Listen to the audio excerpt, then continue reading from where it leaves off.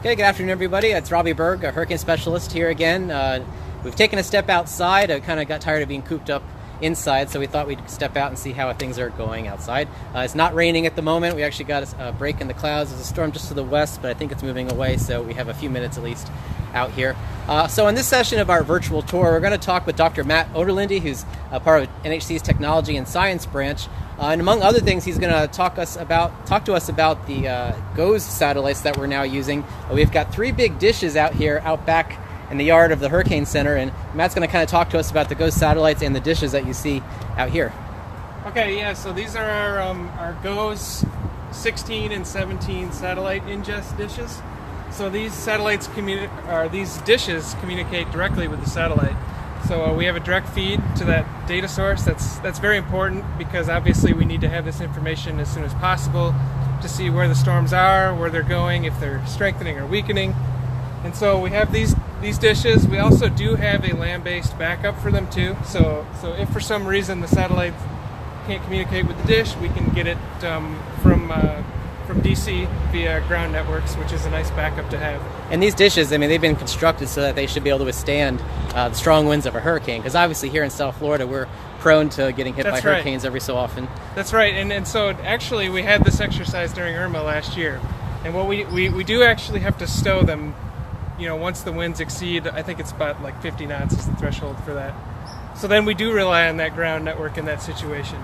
But we still get our satellite data even if we're, being influenced by a storm locally. So right. That's how that works. Yeah, so as I mentioned, you're part of NHC's Technology and Science branch. It's kind of the third of the 3 branches here.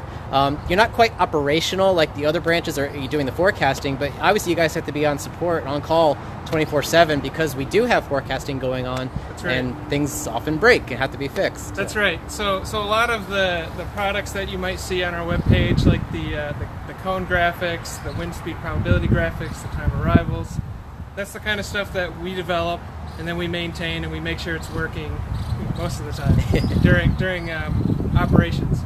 So yeah, if the forecasters have an issue, we try to support them on fixing that kind of stuff. And then when we don't have a storm, we're just doing more active development on products, trying to improve the accuracy of our forecasts and that sort of thing. Yeah, so you guys are kind of like the unsung heroes. You're not probably out in front of the camera as much as everybody else, but obviously if stuff isn't working, then the forecast isn't getting out. That's right. So we get all the blame and none of the glory. There you go. That's how that goes. But no, it's a lot of fun what we do. We're doing the science behind making the forecast as accurate as we can. And so it's a rewarding thing to be working on. So besides just keeping the computers running, you talked about development work as well. So what are some of the new products that you've been helping to develop that either have already gone live or are going to be going live? So one of the big ones recently was the time arrival graphics that you see on our webpage now during storms.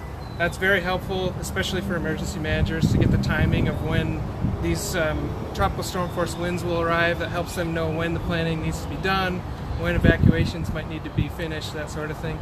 Other things we're working on are our new rapid intensification index. That's one of the most challenging situations for our forecasters, is when the intensity is changing very rapidly.